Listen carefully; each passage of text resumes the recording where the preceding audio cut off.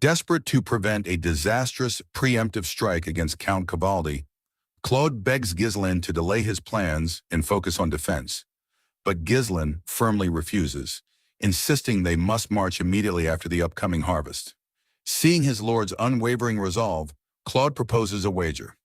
If Ghislain fails to train every selected recruit into a mana user within 2 months, he must cancel the expedition and focus entirely on defending the estate. To sweeten the deal, Claude stakes another 10 years of his servitude alongside 10 years of the reluctant head mage Alfoy's freedom.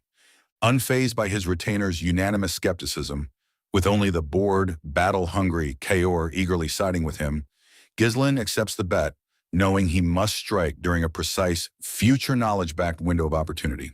With the wager set, Ghislain turns the pressure onto Alfoy and the Red Tower mages, ordering them to construct 100 mana-accumulating formations within a single week. When Alfoy frantically threatens to terminate his contract and return to the Magic Tower, Ghislain casually reminds him of their personal agreement, pointing out that leaving means being handed over to slavers.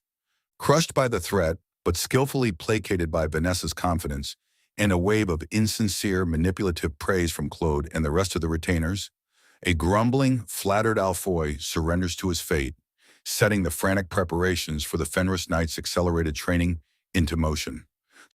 Swayed by an overwhelming wave of shameless flattery from Claude, Ghislain, and the rest of the retainers, who dub his right hand the Hand of Miracles, the arrogant head mage Alfoy foolishly promises to finish constructing 100 mana condensation arrays within a single week. However, reality quickly sets in, and Alfoy finds himself hopelessly overwhelmed by the impossible deadline and relentless administrative pressure. Sensing his desperation, Vanessa steps in with a solution. Using a dangerous mana transfer process where Alfoy and the other 26 Red Tower mages channel their personal mana directly into her, allowing her superior magic circle expertise to complete the arrays in record time. Desperate to protect his pride and earn 2 days of guaranteed rest, Alfoy agrees. But Vanessa aggressively drains the mage's mana far beyond expectations. In just 2 days, Vanessa creates a small miracle by completing all 100 arrays, which are so well crafted they will last 2 full weeks. But at a horrific cost, all 26 mages collapse into emaciated skeletal husks, while Vanessa collapses unconscious from severe nosebleeds and mental exhaustion right into Ghislain's arms. Deeply grateful for their incredible sacrifice, Ghislain orders the unconscious mages to be carried off to rest, summons Ghislain, and gestures toward the 100 glowing blue magic circles, officially declaring the start of the recruits' intensive constitutional reform training. As word of Ghislain offering knighthood in House Fenris's secret mana cultivation technique spreads, the mercenaries, eager for a better future despite the looming threat of war with Count Desmond, gladly convert their contracts into lifelong pledges of service to the territory. Meanwhile, Kaor gathers the Regressed Mercenary Corps to debate their future. Though Kaor initially bristles at the thought of losing his freedom, his men candidly point out how entertaining and action-packed life in Fenris is under Ghislain. Realizing that he has no desire to return to petty mercenary work or risk facing the terrifying young lord on the battlefield, Kaor disbands the Regressed Mercenary Corps and commits his entire squad to lifelong service, playfully declaring himself the future commander of the Fenris Knightly Order. When Kaor brings his decision to Ghislain, Ghislain lightheartedly dismisses his self-appointed title, taking the commander position for himself for the time being. However, Ghislain then surprises Kaor by handing him 2 custom-tailored books, House Fenris's secret mana cultivation technique, and a refined swordsmanship manual specifically designed to correct Kaor's postural imbalances and help him break through his current limitations. Having grown up in a brutal world where he fought like a madman just to survive, Kaor is deeply moved by this genuine gesture of care. Suppressing his tears and setting aside his usual arrogance, Kaor turns back toward Ghislain and performs a deep, formal bow, offering heartfelt gratitude to a lord he now truly respects. Ghislain systematically equips his trusted inner circle and newly pledged forces with custom tools and techniques to prepare for the impending war. Ghislain presents him with tailored, refined mana and weapon techniques designed specifically to complement his long-standing combat experience. Deeply moved that his lord prepared these invaluable manuals without ever diminishing his pride, Ghislain's dormant desire for strength is reignited, and he passionately pledges to intensify the training of the new recruits. Belinda, recognizing that her endless duties as head butler leave her with virtually no time for training, Ghislain pours a massive portion of the territory's budget into her personal strength.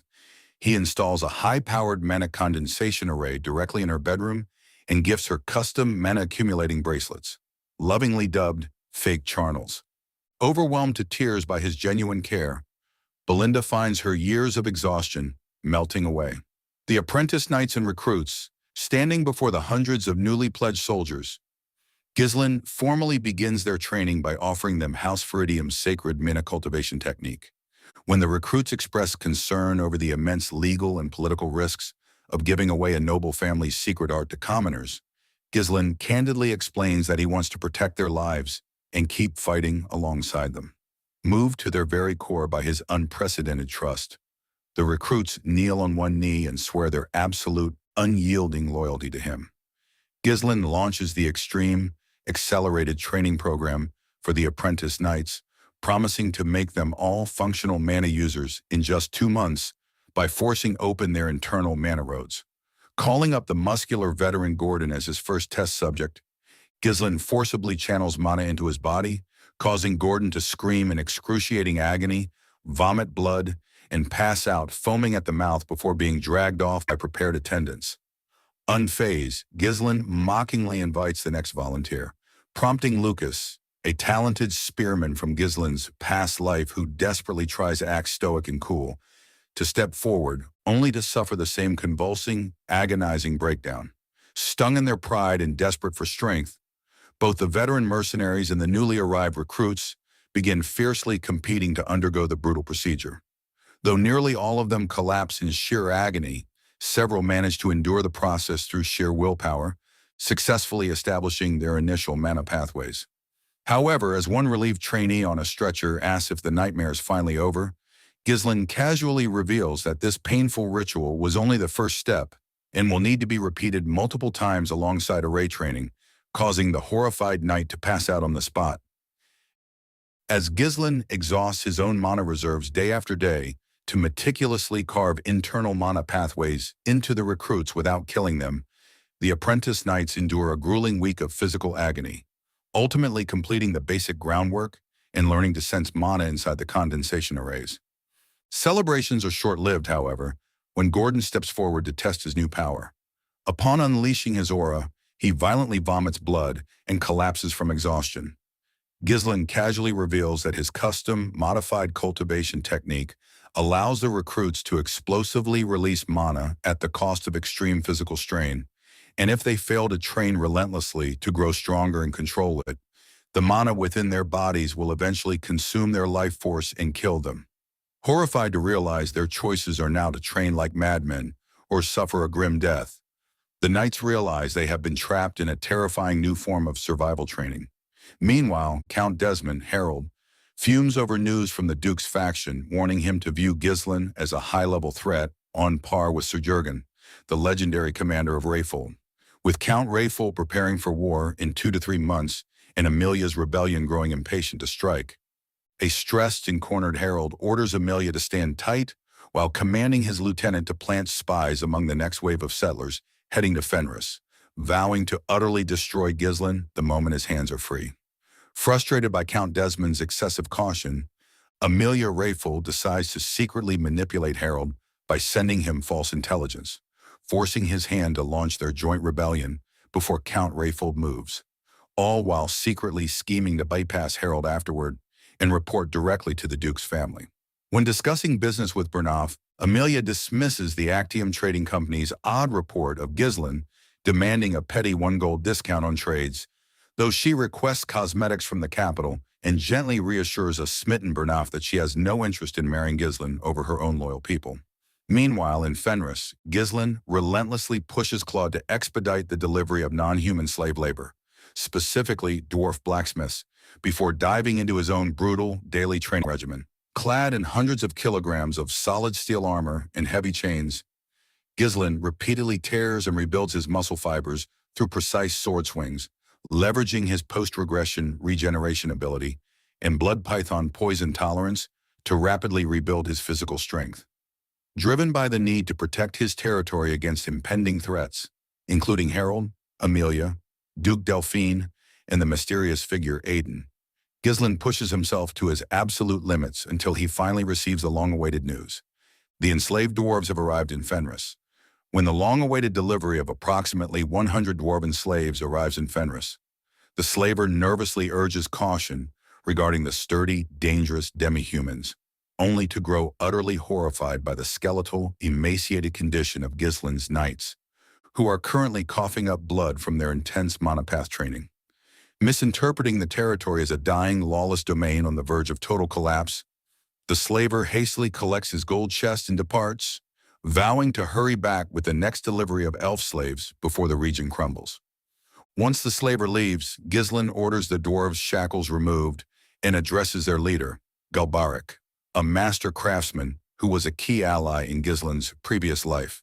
Ignoring the skepticism of the dwarves, who mock the sickly state of the guards and doubt the promises of human ability, Ghislain offers them complete freedom and their own autonomous zone within 10 years if they work for him.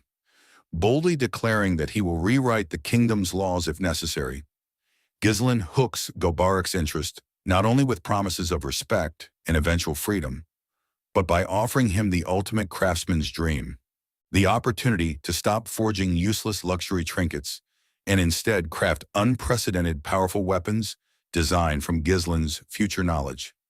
Ghislain turns the tables on the arrogant, skeptical dwarven slaves, led by Galbarik, by systematically demonstrating the revolutionary, future knowledge-backed innovations already thriving in Fenris. The cosmetics workshop. Shocked by the magic-infused herbal extraction and cooling machinery, the dwarves instantly recognize the genius behind the setup, offering eager technical improvements and demanding to know the creator. Modern housing and high-yield agriculture. Ghislain showcases multi-story residential designs and runestone-enhanced wheat fields capable of 3 harvests a year in the northern climate, thoroughly shattering the dwarves' assumption that his ideas are mere toys. The master craftsman's hook. After reigniting their passion for genuine innovation and promising to share secret techniques they could never find elsewhere, Ghislain easily secures their complete, enthusiastic commitment. Swept up in creative fervor, Galbarik pledges absolute loyalty on behalf of all the dwarves, swearing to work tirelessly for 10 years in exchange for their eventual freedom and autonomous zone, while the onlookers from the Fenris estate merely watch the gleeful dwarves with deep knowing pity. Eager to begin collaboration, Galbarik asks where to start, only for Ghislain to shock him by announcing their primary project, constructing a functional flying machine. When Galbarik expresses disbelief at building an aircraft without ancient airship blueprints or archmages, Ghislain uses a burning piece of paper to demonstrate the basic principle of hot air rising, proposing a hot air balloon equipped with wind magic mages for direction and ropes for tethering. After explaining the strategic value of airborne reconnaissance and supply transport, Ghislain unloads a staggering barrage of additional urgent tasks on the dwarves, doubling cosmetics production, assisting mages with housing construction, forging iron farming equipment to replace wooden tools, crafting inner armor from blood python hides, and mass-producing weapons for the knights. When a sweating, overwhelmed Galbarik begs for a 1-year deadline to complete this mountain of labor, Ghislain simply smiles, grasps his shoulders, and informs the horrified dwarf leader that he has exactly 1 month.